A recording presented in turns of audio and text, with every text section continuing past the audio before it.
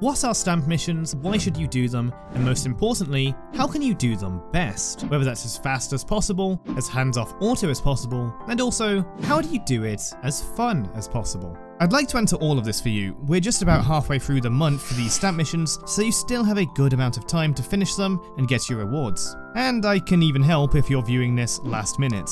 But first off, what are stamp missions? Stamp missions occasionally appear in Sekai, indicated by the little button on the bottom left just above the news and event info, and you can choose your own difficulty for 8 different stamp cards. For example, if you think you have lots of time to play, you can choose a bold song card which needs you to clear up to 100 songs for rewards. But if you don't have much time, then maybe you choose the casual song card which only needs you to do 30 songs. Despite that, this video will help you complete the bold card or whichever hardest difficulty stamp card for almost every category. So, if you haven't picked yet, maybe finish the video first. Harder difficulties get more rewards, but what are these rewards? On the stamp cards, the incremental tiny missions reward you with JP 3.5 year tickets, giving you many more when you complete the entire stamp card. This was celebrating 3.5 years of Project Sekai in Japan, and since we, on the English version, are exactly 1 year behind the JP version, we're celebrating 3.5 years a year late as well. The tickets can be used at the voucher exchange for a few different rewards, including 10 pulls of a free gacha, a guaranteed 4-star, wish pieces, crystals, and of course, bundles of character stickers, so you can spam your Oshi endlessly. Now that we know what they are and what they give you, let's go through each stamp card one by one. We're typically aiming for the hardest difficulty since for most of them it just means doing more, so we can optimize a faster or easier method to get it done in a way that suits you. First, the login stamp missions. Pretty simple, login. You'll get this by logging in, there's not much to explain here, just log in! You may think you can't succeed if you started late or if you forgot to start the stamp missions by March 31st, but it does count your logins even if you haven't pressed accept on the stamp missions yet. That said, it only counts logins, so if you weren't playing Sekai at all, then yeah, you might want to pick the casual or normal login cards depending on when you started. Most of us with no life playing every day because we can't miss a challenge show will probably complete the bold login card without thinking about it. Then we have the song card. You get this by playing songs, which means offline, online, doesn't really matter. You just need to play them, and it's really easy. You'll probably get this naturally by just playing as you normally would, especially if you're tiering. But if you've left this assignment very last minute, relatable, then technically the fastest way to do this is, well, you already know. That said, if you need it done but you're busy, then setting it to autoplay Hitorinbo Envy or whatever song suits your time frame, with like 1 bonus NG per play, means you can get 10 songs done just through autoplay. You need 100, so you could actually do this purely with autoplay even if you had no time to sit down and play it all. But again, this one is pretty easy if you play regularly and you don't need to think about it. Next up is the show card. While you can just do clears on the easiest show card, hey, no judgment.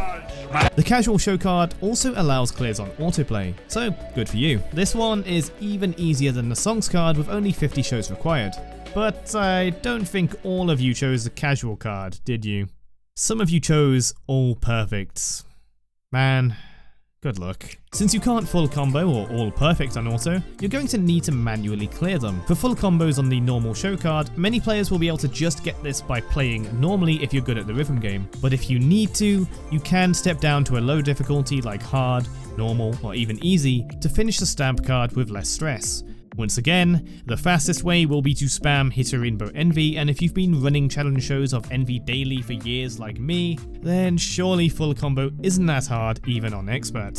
For the bold show cards, all perfects, you don't need to be great, you need to be perfect. This means that you might get it naturally if you're a real gamer, but if you're like me, you didn't choose it, and if you did, then the easiest way will be to play easy with Hitorinbo Envy. That said, you'd need like 50 of them, so I hope if you picked all perfect, you're actually good at getting APs. I know I'm not, so I chose full combo. Then we have the event points card. This one's pretty easy if you have good character cards. If you're used to tiering, then you'll probably clear the stamp card no problem by just playing normally. Use 3 bonus energy per play for energy efficiency. Make sure you use the highest rarity cards that match the team and element, or in my case, you put a Mastery 5 Shizuku in every team because you can, and go wild on pro rooms to get the highest event score. Also make sure if you are using 3 stars or lower, ensure you get them to the highest mastery you can.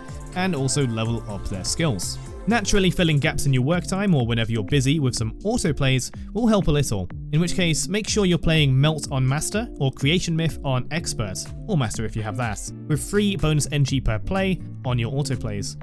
If you're near the deadline for the stamp mission, then you can throw on more bonus energy to try and clear faster. If you want, you can inject some more bonus energy through capsules to try and get even more done. But if you make sure you spend as little time as possible on 10 out of 10 energy, you'll be in good standings to clear the stamp card with little worry. Now we have the story card. If you're a good person and read the event stories as they come out, you'll be clearing at least 24 from the event stories this month, and an additional 12 from the 2-star and 3-star card stories from the event shop, leading to a total of 36 story reads. This means you can casually clear the normal story card by reading the event stories as they come out. And by the way, if you haven't, you should. Speaking of which, if you haven't read the old stories, you can just do that. And I'll tell you, they're really good and you should take some time out of your day and enjoy them. I latch onto every event story as soon as they come out and miss binging all the main and event stories when I first started Project Sekai. But if you're really adamant on not reading the stories, or you're not in the mood or don't have time, how do you quickly do 50 story reads for the bold card? It's actually really easy. You see, you're allowed to reread stories you've already seen, and they count towards the stamp mission. This led me to try putting on the shortest main story from chapter 1, leaving it on auto while automatically going to the next chapter. This could work as a hands-off method to get stories read, but you do need to check every few minutes in case your device locks. With mine, it would keep going through the story chapters as long as my device was unlocked, but if it remained for too long, it would freeze on this black screen. And then I have no choice but to restart Project Sekai. It will still count towards the stamp missions, but unfortunately it won't be the full 20 chapters read, and without unlocking my device manually at all, it's only managed about 4 chapters. If you want to try it, the shortest main story is Leonid minus the opening, so go from chapter 1, but keep unlocking your device every few minutes so it doesn't bug out. So the other method is to read the shortest side story available over and over again, either by skipping through the text manually for the fastest way, or leaving it on auto and just tapping read every few minutes. And if you're wondering what the shortest one is, it's Rin's 1-star part 2 card story. There it is. Go spam click through it or autoplay it.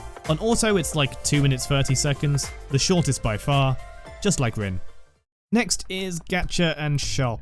If you're free to play, you simply have to take the standard Gacha card if you want to clear it fully, since all you need to do is pull Gacha. There was a limited card Gacha at the start of the month, so hopefully you pulled for that if you're wanting efficiency, but any Gacha will do for this. If you're saving for a future Gacha, couldn't be me, then you won't do this and will just likely have to take the L. But if you got all the login bonus free 10 pulls for the campaign, that's 70 pulls, meaning you just need another 30 from either crystals, or by buying 3 more 10 pulls with those 3.5 tickets you've been earning. Mind, it costs you 100 tickets per 10 pull, but you'll only get 51 tickets total from the standard stamp card, so only do it if you really want those free gachas, and not for more tickets in total. Personally, I chose the golden gacha stamp card, even though I know I would never complete it. I picked it because I know I'll do a 10 pull on the Sura gacha for an easy 100 tickets, which is already more than the standard card. I might be able to gacha 150 times, and I was considering buying the premium mission pass to earn more for the upcoming MMJ World Link, but that's just me. If you're willing to do a 10 pull on the not overlap sounds gacha, then it's easily more worth it. If you don't want to do that, then don't bother. Fully clearing the golden and diamond shop cards are basically spending money. That's the secret. You don't have to do that. Nearing the end, we have fan points. If you don't know what fan points are, they are what you get in exchange for spending your virtual coins in virtual shows to spam either the funny emotes that show up for everyone watching, or to send a public message, which people certainly don't use for anything inappropriate. The more you spend, the more points you earn. So if you've got fat stacks of points, you can just use them all in one show. But if you want to go slowly to not spend more than you need to for the stamp missions, then you can attend the same show multiple times if you pay attention to the schedule. And if you really need to, just set up a private room, use the theatre, and watch any show you want, and tell Yoshi something you'd only say in private. And even a non-public show like this will count towards the stamp mission. Finally, we have the music video stamps. This is practically free and you can choose the highest stamp card you can be bothered with. Unfortunately, you can't loop videos or go through a playlist automatically, so the best course of action is to watch 3D MVs and listen to the songs on the music video viewer that you like the most while you do other things. While editing and writing, I just plugged my phone into my setup and listened to things there. While at the gym, I'd pick a song to play between sets and put my phone in my pocket. Trust me, the gains you get listening to More Jump are so good. And if you're pressed for time, the fastest way to do it is, of course, Hitorinbo Envy. Just play that, and like every 2 minutes tell it to play again. I'm sure we're all very experienced with hitting play again with Hitorinbo Envy. And that's it for your stamp missions. For your efforts, you can now get all the stickers, 10 pulls, and maybe even the elusive free 4-star with those tickets. I hope this helps, and do comment below how you've gotten on, which stamp cards you chose, and which rewards you're hoping to get with the tickets. Thanks again. And this is kind of a hobby channel I'm running on the side, but any likes, comments and subscriptions might encourage me to post a bit more. I'm mostly a story reader and literally a creative writing graduate, so aside from game advice, maybe I'd do story and character analysis for fun. Thanks for watching, and have a lovely day.